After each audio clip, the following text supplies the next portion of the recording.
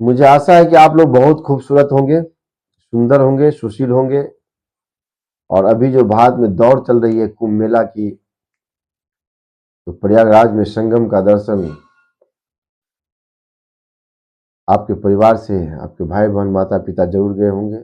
आप भी नहीं गए होंगे तो जाइए, आराम से जाइए। मैं भगवान से प्रार्थना करता हूं कि आप लोगों का जर्नी काफी सुखमय हो और बिना कष्ट का आपका प्रयाग स्नान हो, प्रयाग दर्शन हो। और वहाँ चंद तरह के नागा बाबा, जो भारत का एक मेन धर्म रक्षक है, आप अघोरी से मुलाकात करेंगे और वहाँ से नहा करके अपने आत्मा को पवित्र बनाएंगे। तो आज का जो वीडियो है दोस्तों, ये वीडियो है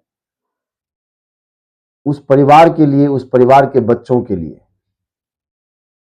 उस टीचर के लिए जो क्लास में पढ़ाते हैं, उस फैमिली के लिए जिनके परिवार में, मैं भगवान से दुआ करता हूं कि आप लोगों के परिवार में इस ढंग की बात ना हो। लेकिन कुछ बातें ऐसी होती है जो हमारे हाथ में नहीं होती है, वो भगवान के हाथों में होती है, वो प्रकृति के हाथों में होती है। जो कुछ बच्चे जन्म लेते हैं, कुछ परसेंटेज बच्चे जन्म लेते हैं जो लर्निंग डिसेबिलिटी से ग्रसित हो जाते हैं।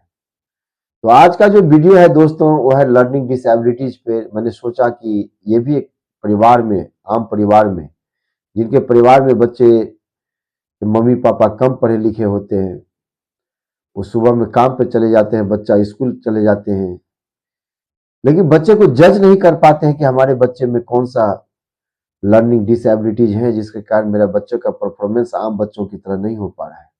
तो आज मैं कुछ लर्निंग डिसेबिलिटी जो शब्द हैं उस पर मैं कुछ चर्चा करने जा रहा हूं, जो बेसिक्स हैं, जो हर परिवार, हर टीचर को अवश्य जानना चाहिए। इस तरह की समस्या हो तो मैं स्पेशल व्यक्ति से, स्पेशल साइकोलॉजिस्ट से, स्पेशल टीचर से मुलाकात करके अपने परिवार के बच्चों को बेहतर एजुकेशन देने का प्रयास करें। तो आज की जो बात करेंगे दोस्तों, वो है लर्निंग डिसेबिलिटी। और लर्निंग डिसेबिलिटी के जो पहला डिसऑर्डर होता है बच्चों में, वो होता है डिफिकल्ट विथ रीडिंग का। डिफिकल्ट विथ रीडिंग का, बच्चे को रीडिंग करने में काफी समस्या आती है। वो वर्ड को अपोजिट साइड, वॉइस और वर्षा में पढ़ना शुरू कर देता है, जिसको हम डिसलेक्सिया कहते हैं। डिसलेक्सिया आपने सुना होगा, आपने देखा होगा तारे जमी पे, उस मूवी में एक बच्चा ने कैसे डिसलेक्सिया का शिकार होता है और अपना परफॉर्मेंस दिन पर दिन जो है कमाते जाता है अपने मम्मी पापा की नजरों में। क्योंकि बच्चे को जो इन्वायरमेंट चाहिए था, बच्चे को जो जिस प्रकार का टीचर चाहिए था, बच्चे को जो समझने वाला पेरेंट्स या टीचर चाहिए था, वो उसको मिल नहीं पा रहा था। जब वो टीचर्स और पेरेंट्स को ये बात समझ में टीचर के द्वारा आया, तो वही बच्चे का परफॉर्मेंस क्या होता है और बच्चा कैसे टॉप करता है। तो घबराने की कोई बात नहीं है। अगर बच्चे के अंदर रीडिंग डिसऑर्डर हो और आपका बच्चा डिसलेक्सिया से ग्रसित हो, तो आपके लिए स्पेशल टीचर अब विद्यालय में नियुक्ति हो गई है। सरकार करवा भी रही है जहां नहीं है, और नहीं है तो स्पेशल टीचर से आप अपने बच्चा को ट्रीट करवाएं और बच्चे को बेहतर एजुकेशन देने का प्रयास करें। अब दूसरी जो डिफिकल्ट आती है दोस्तों, वो आती है आपको मैथमेटिक्स में। मैथमेटिक्स में बच्चे कमजोर हो जाते हैं बचपन से ही, क्योंकि उसको रुचि नहीं जाग पाती है। बच्चे को कैलकुलेशन प्रॉब्लम आती है, वर्ड सीक्वेंस प्रॉब्लम आती है, बहुत सारे प्रॉब्लम्स जब मैथमेटिक्स में बचपन में क्रिएट होती है। तो इस समस्या को हम जो बोलते हैं डिसकैलकुलिया, इस डिसऑर्डर को क्या बोलते हैं? डिसकैलकुलिया, जिसमें डिफिकल्ट विथ मैथ में आता है। तो जब भी मैथमेटिक्स में आपके बच्चे को प्रॉब्लम हो तो स्पेशल टीचर से जरूर मुलाकात करें, ताकि उसको स्पेशल गाइड मिले, बच्चे की बातों को समझे, डांटे नहीं। बहुत सारे पेरेंट्स बच्चे को डांटते हैं, फटकारते हैं, बच्चे को यहाँ तक स्कॉल्टिंग करते हैं, ताकि बच्चे को तो ये समझ में नहीं आता है हमारे मम्मी पापा क्यों डांट रहे हैं, क्योंकि बच्चे को समझ ही नहीं पा रहा है कि वो कैसे इस चीज को हम सॉर्ट आउट करें। हम कहते हैं कि अब जो डिसऑर्डर आती है वो राइटिंग की आती है। बच्चे को राइटिंग लिखने में बहुत बड़ी समस्या आती है। कहते हैं कि अगर राइटिंग आपका काफी खूबसूरत हो तो कहते हैं कि आपने 50% कंपटीशन एग्जाम वैसे ही आपने तोड़ दिया है। तो राइटिंग में बहुत सारे बच्चे को प्रॉब्लम आती है, डिफिकल्ट विथ राइटिंग की अगर डिसऑर्डर है दोस्तों, तो उस चीज को यानी उस साइकोलॉजिकल प्रॉब्लम को डिस्फेजिया बोलते हैं। हाँ दोस्तों, डिस्फेजिया। तो बच्चे को डिस्फेजिया का अर्थ को समझे, डिस्फेजिया का माहौल को समझे, डिस्फोजिया क्या होता है उसको बेहतर ढंग से समझे और बच्चे को स्पेशल ट्रीट करवाएं ताकि आपका बच्चे और बेहतर ढंग से परफॉर्मेंस कर सके। कहते हैं कि उसके बाद बच्चे को आती है लैंग्वेज की प्रॉब्लम। बहुत सारे बच्चे को क्या होता है कि लैंग्वेज की प्रॉब्लम आती है और वो बोलने स्टैमरिंग करते हैं, तो उसको भी घबराने की कोई आवश्यकता नहीं है दोस्तों। कहते हैं कि अगर लैंग्वेज की प्रॉब्लम आती है तो इसी चीज को हम बोलते हैं डिस्फेजिया। बच्चे के अंदर, ब्रेन के अंदर कुछ ऐसी फेज होता है जिसको दुरुस्त करने की आवश्यकता पड़ती है और बच्चे वही बेहतर हो जाते हैं। मेरे क्लास में एक बच्चे था जिसका प्रॉब्लम थी, लेकिन मैं डेली उसको मॉर्निंग असेंबली में ला करके उनको प्रेयर्स करवाता था, उनको हम प्लेटफॉर्म देते थे। वो बच्चे धीरे धीरे बहुत अच्छा से शब्द को क्लियर करने लगा और वो बच्चे ठीक हो गया दोस्तों।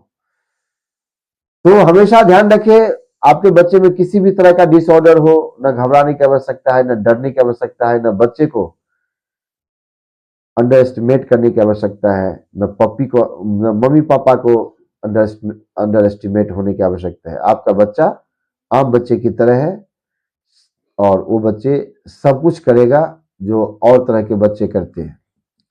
नेक्स्ट जो समस्या आती है बच्चे को मोटर स्किल्स। मोटर स्किल्स एक बहुत बड़ी समस्या है और ये थोड़ा सा मैं समस्या के रूप में देखूं तो फाइन मोटर स्किल्स को काफी औरों समस्या से मैं समझता हूँ थोड़ा सा ज्यादा है, क्योंकि कहते हैं कि उस बच्चे के अंदर शारीरिक रूप से जो मसल्स होते हैं वो प्रॉपर रूप से काम नहीं करता है, जिस कारण बच्चे को लिखने में, चलने में बहुत समस्या आती है, बोलने में समस्या आती है। तो मोटर स्किल्स की जब समस्या आए बच्चे के अंदर तो हमेशा ध्यान रखें वो बच्चे को स्पेशल टीचर ही पढ़ाएंगे।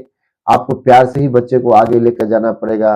बच्चे में आत्मविश्वास आपको जगाना पड़ेगा, क्योंकि मोटर स्किल्स के बच्चे को ज्यादा आत्मविश्वास की आवश्यकता होती है, क्योंकि बच्चे का क्या है कि एक पैर हैंडीकेप्ड है और वो समान बच्चे की तरह चल नहीं सकता, दौड़ नहीं सकता। तो उसको मम्मी पापा चाहे टीचर के हौसला की बहुत आवश्यकता है, उनके दोस्तों की बहुत आवश्यकता है जो उनको हौसला अफजाई करें और बच्चे अपने क्लास में, अपने लाइफ में बेहतर परफॉर्मेंस करें। तो उस डिसऑर्डर का जो नाम है दोस्तों, जो आपको ये कहलाता है डिस्प्रेक्सिया।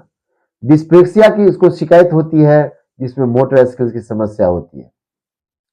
अब जो होता है बहुत सारे बच्चे को विजुअल डिसऑर्डर होता है, वो देखने में उसको काफी प्रॉब्लम आती है, वो पूर्ण रूप से देख नहीं पाता है, जिसके कारण उसको गूगल्स लग जाते हैं, चश्मा लग जाते हैं। तो ये भी एक डिसऑर्डर में आता है। बच्चे को हो सकता है कि मम्मी पापा का हेरिडेटरी आ गया हो, या बच्चे को खान पीने पीने की वो चीज नहीं मिल पाया, जिसके कारण बच्चे में ये ब्लाइंडनेस की समस्या है या विजुअल डिसऑर्डर है। तो विजुअल डिसऑर्डरी बच्चे को जो होता है एक्चुअली कि विजुअल ऑडिटरी डिसऑर्डर कहते हैं उसको।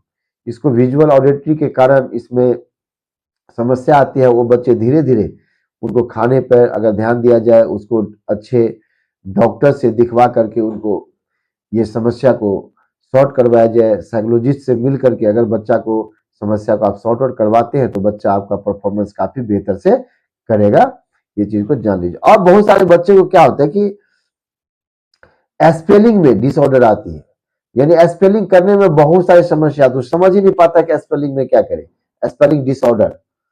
तो जब भी इस तरह की समस्या हो उस बीमारी को डिसऑर्थोफेजिया कहते हैं दोस्तों। हाँ दोस्तों, डिसऑर्थोफेजिया।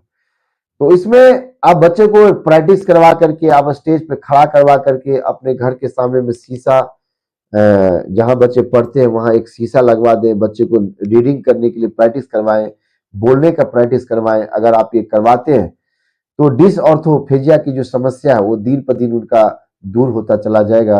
मेरा एक दोस्त था जो एमबीए का तैयारी करता था और वो धीरे धीरे उनको वही समस्या थी, लेकिन धीरे धीरे वो बच्चा रीडिंग में भी बढ़िया हो गया और स्पेलिंग में भी काफी बेहतर हो गया और आज के डेट में अच्छा खासा पैकेज वो कमा रहा है। तो मुझे खास करके उस पेरेंट्स को अवेयर करने का था कि इस तरह की समस्या अगर घर में हो, राइटिंग डिसऑर्डर हो, लैंग्वेज डिसऑर्डर हो, रीडिंग डिसऑर्डर हो, स्पेलिंग डिसऑर्डर हो, आप बेहतर ढंग से इसको सुधार सकते हैं स्पेशल टीचर के माध्यम से। तो आपको ये वीडियो अच्छा जरूर लगा होगा, इंफॉर्मेटिव वीडियो है दोस्तों। तो वीडियो को लाइक सब्सक्राइब जरूर करें जब आपको अच्छा लगे। तो थैंक यू। जय हिंद, जय भारत।